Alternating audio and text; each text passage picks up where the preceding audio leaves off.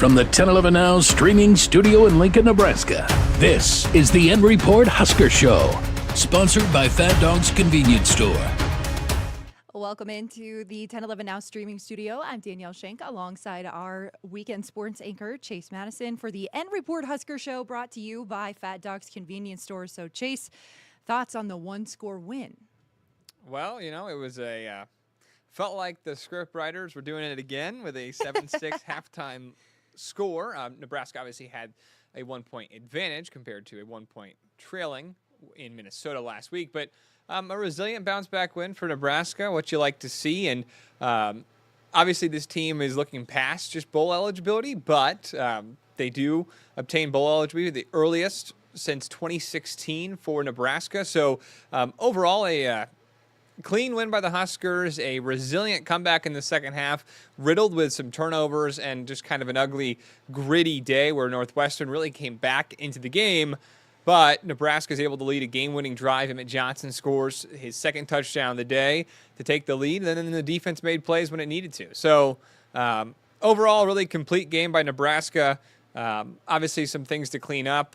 2 turnovers by Dylan Raiola that you don't love to see, but defense made plays when they needed to, intercepting Preston Stone twice in the second half, and special teams, but beyond the Kyle Cunanan missed field goal in the first half, Archie Wilson, multiple 50-plus yard punts, and then Kenneth Williams with really the highlight of the day from the game with a 95-yard kickoff return touchdown. The newest Husker on scholarship. Matt Rule said after the game, NIL people should be calling him because the Lincoln High grad and really just the story of the season to some extent, or a storyline within the season that's been really great, comes up in a big way to, kick off the second half with the kickoff return touchdown. And I think that just set the momentum. I know Northwestern was able to come back, but I think Nebraska had a mindset that even though the Wildcats got back into it, they had a mindset that was different than in Minnesota. They weren't scoreboard watching. They were just going to continue to play. And ultimately, they got the job done. Yeah, and I thought it was funny that Kenneth mentioned he was in middle school the last time that Nebraska ran back a kickoff return. Yeah, it would have been, I believe, 2017 is what they were saying. Almost a decade. That's crazy to think. But it was kind of a chippy game, too. A little shove in here and there. Maybe not as many penalties were called on that. But thoughts on how our defense kind of worked, able to stop Northwestern in moments where they could have gotten a touchdown, kept them to just a field goal. There were quite a few up and down moments there in that second half, too. Yeah, some defensive lapses, and you're right, there was some penalties and some no calls as well. Andrew Marshall potentially could have been called for holding on that fourth down play that Preston Stone eventually overthrew his receiver, leading to the turnover on downs. Nebraska seals the game. But defense overall, I think, looked good. Northwestern was able to pass it to some extent, but still 2 interceptions by the Huskers. The one area that you would love to see some more improvement was the defensive line. They didn't sack or really hit Preston Stone at all today. Maybe hit him once or twice on some after throws were released, but no sacks by Nebraska today. And so, but overall, they made enough plays to win the game, and that's what matters. I thought the linebacker core played really well. Vincent Shavers, Javen Wright with his 3rd career interception was a difference maker in that third or fourth quarter after Raiola throws the interception. It was really Big Ten football with them just trading off bad interceptions. But yeah, defense looked solid at times, and Northwestern had a breakaway touchdown run. You take that away, Northwestern may only score 14 in this one, and it was aided by a touchdown, a 2-point conversion, and a few field goals. So they got to 21, but they only found the end zone twice. Yeah, and so no Big Mac sacks, no free Big Macs because we. No, if you're looking for your McDonald's or McDonald's Monopoly or whatever you're you do nowadays, Nebraska didn't help you out in that regard. Yeah, but man, looking at these game stats, what really stands out to you that Nebraska was able to notch one more touchdown? I mean, everything is so even when looking at. Well, and I think also those total yards are a little bit reflective of those total yards are not including a 95-yard kickoff return touchdown. So I think that was really the difference maker, because you look at those stats and it's eerily similar Time of possession decided by 6 seconds, both teams with 2 turnovers, and total yards decided by 35, first downs even. So really, both teams offensively had the similar output. Came down to that special teams play that was really the difference maker. And what doesn't show on those stats, just looking at it right there, was defensive stops in big moments, right? Northwestern had the ball in their hands with a drive to potentially tie the game, and Nebraska made a defensive stop. So defensive stops and then the Kenneth Williams kickoff return touchdown, I think, were what set Nebraska apart from Northwestern and able to win a one-score game in the Big Ten and reach bowl eligibility in October. Yeah, and so what were your thoughts on Dylan Raiola's kind of offense this game? I mean, he fumbled a little through an interception, but Rule had some praise for him to be able to just hold it down and still kind of get out there and win the game for him. Yeah, well, I think Raiola handled some of Northwestern's pressure better.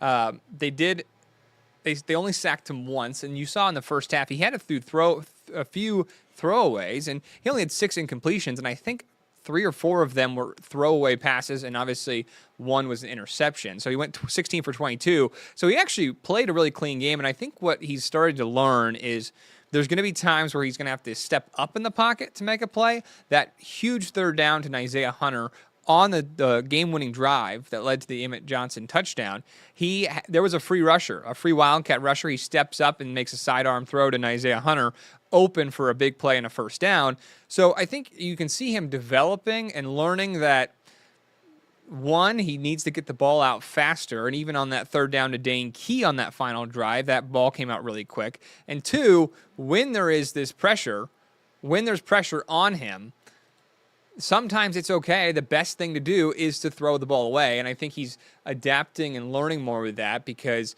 standing in the pocket and getting sacked is just not helpful for the team. So I think, and the fumble, I believe it was fourth down, or maybe it was a short fourth down or third down. You would have loved to potentially get a field goal chance there before halftime. Mm-hmm. However, it was essentially just like a turnover on downs. He was trying to make a play with his legs. I don't really look at that as a bad fumble, right? He's reaching for a first down. It gets knocked out. The interception was, in my opinion, a bad throw. It was a play-action pass, and then he had Dane Key on a slant, and it was like you could see that throw coming from a mile away, and the linebacker, granted, he has multiple interceptions this year for Northwestern, but he made it just a great play on the ball, but it was a very readable play that you'd love for Raiola not to throw. But overall, I think he played a pretty clean game, and Rule credits him. Throws an interception, Northwestern ties the game, and then he leads a long touchdown drive.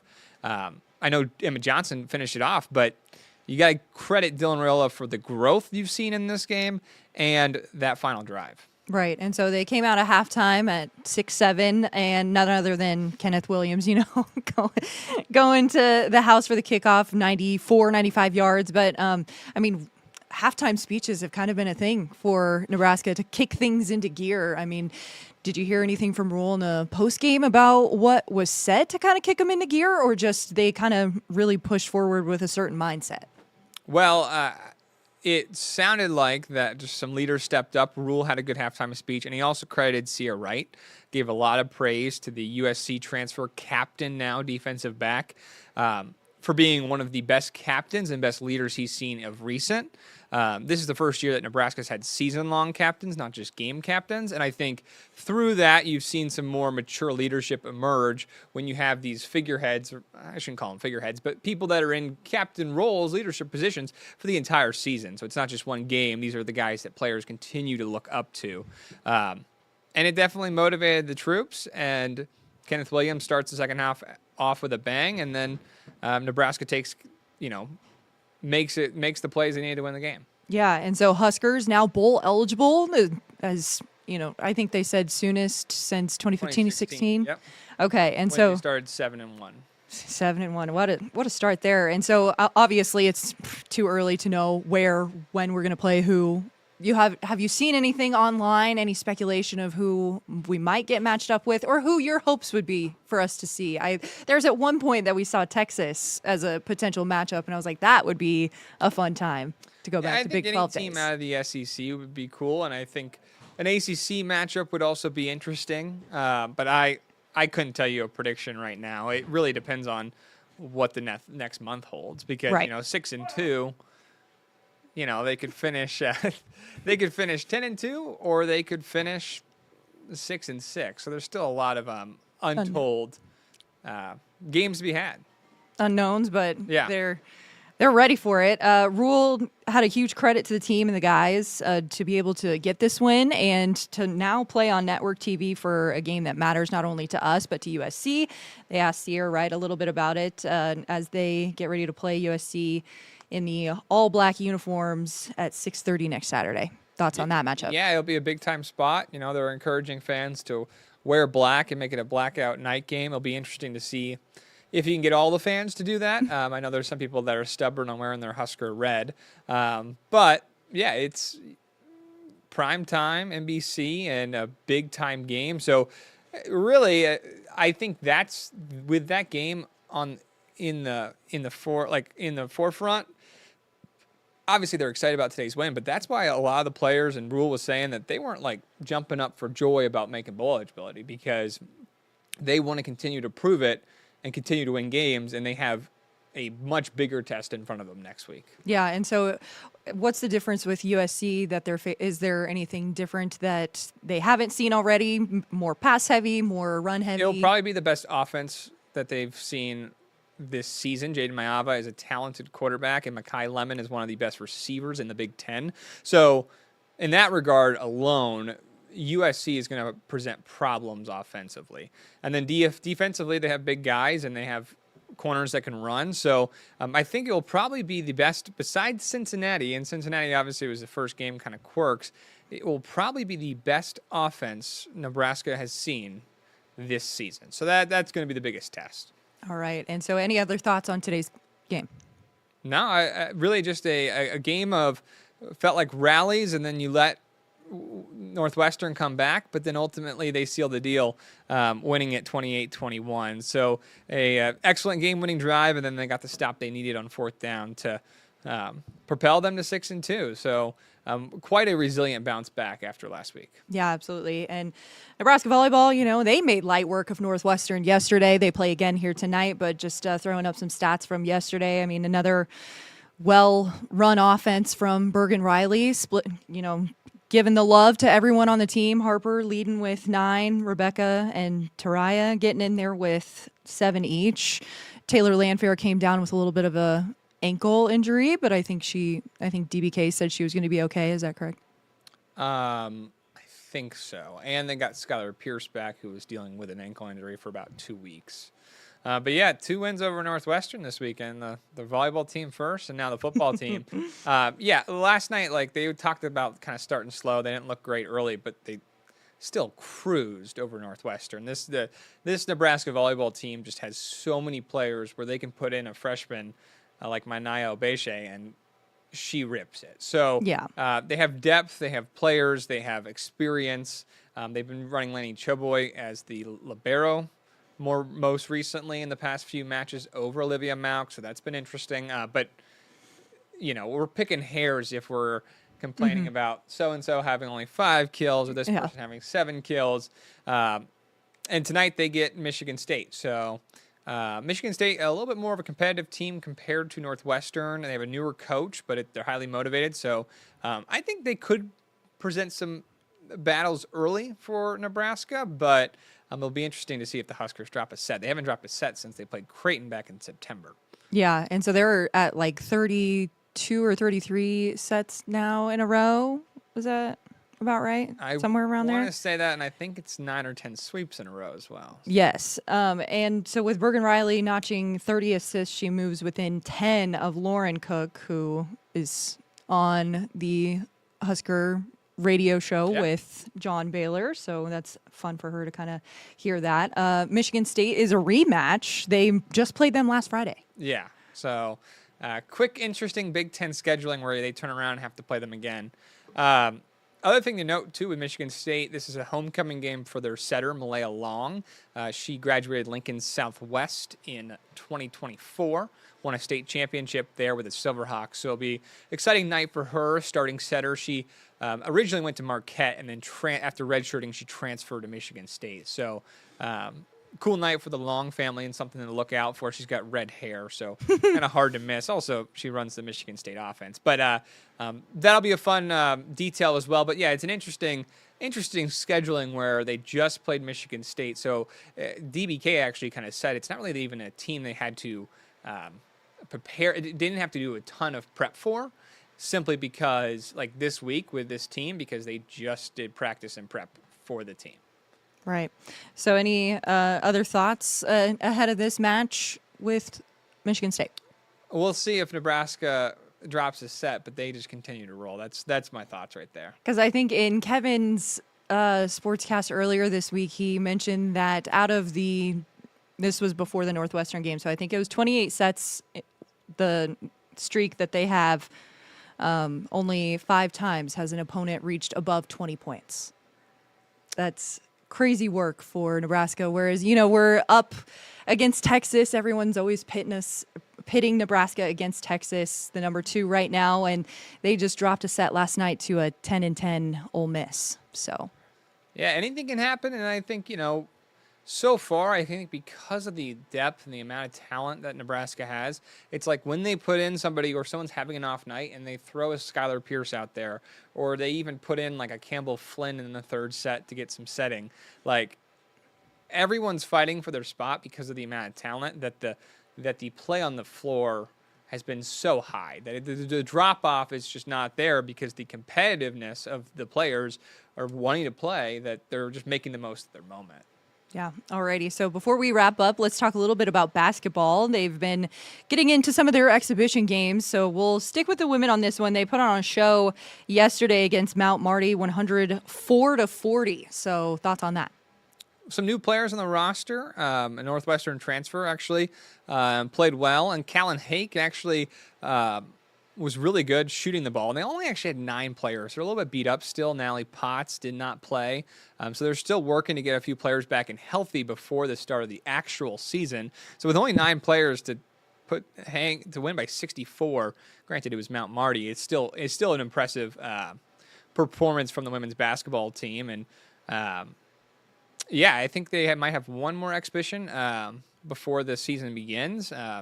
But just trying to get everyone healthy before the start of the year, because obviously Natalie Potts still nursing that ACL coming back. Allison Widener, I believe, is going to be out for a period of time. She has dealt with knee injuries for the past few years. But Callan Hake played well. Britt Prince looked comfortable. Petra Bozan, she's going to be a force in the front court for them. So still a talented roster that made the NCAA tournament a year ago. Just got to get healthy. Yeah. And so women, they do play again Monday, November 3rd. That's again at noon against Northwestern State. As for the men, they shockingly beat BYU 90-89 last Saturday. So does that kind of give you a little hope for the season for them, or?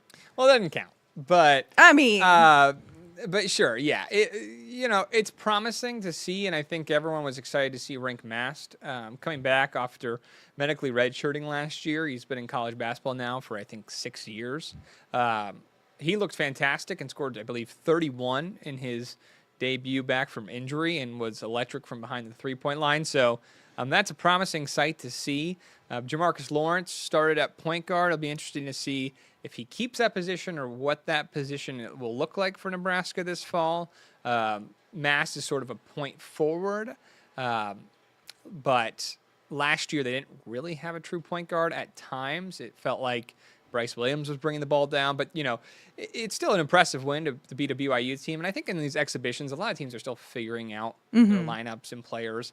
So great resiliency at the end. It's unfortunate that it doesn't count because it'd probably be a quad 1 win for Nebraska that would help them later in the season. But they're carrying momentum off of winning the crown in April, I should say, and have some talented transfers. So it's an exciting team that have to replace a 20-point game scorer in Bryce Williams and replace a Big Ten defensive weapon in Juwan Gary. So reloading, but at least off of the initial what we've seen against BYU, the team is exciting and could be fun to watch this season. Yeah, I mean, Mast 7 from 8 beyond the arc is crazy for a big guy out there. And I think they had a couple more threes than they normally would have last year. And I think a lot more shooting. I think Fred Hoiberg went in the portal and got some shooting, and Kendall Blue and Price Sanford from Iowa.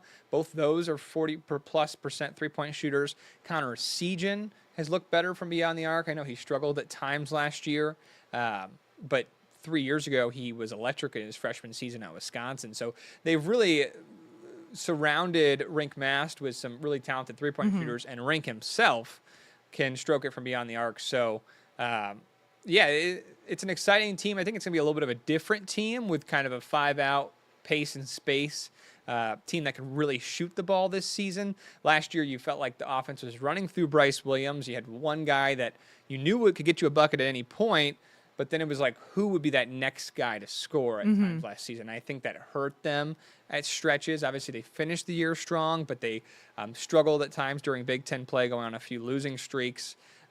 And so I think they addressed three-point shooting as something that they didn't have a ton of last year, and now it looks like they have some weapons behind the arc. Awesome. Any other thoughts on the basketball teams here as they get ready to enter their seasons? It's exciting. Pinnacle Bank Arena is a fun venue, and the women's team is going to be competitive, as is the men's. So I think Husker fans are going to be excited, and it's an exciting teams to be able to start coverage of in a few weeks. All right. Thank you, Chase. Thanks so much for everyone who has been watching. And for more Husker coverage, you can visit our website and follow us on all our social platforms. And you can also make sure to download that app on Roku to catch our newscasts, highlights, and special sports stories. So from our newsroom to wherever you are, we'll see you on the next stream. You've been listening to the N Report Husker Show, sponsored by Fat Dog's Convenience Store. Watch, listen, and stream on the 1011 Now app, on YouTube, or wherever you get your podcasts. For more Husker coverage throughout the week, watch the N Report on 1011 Sports at 6 and 10 p.m. and download the 1011 Now app.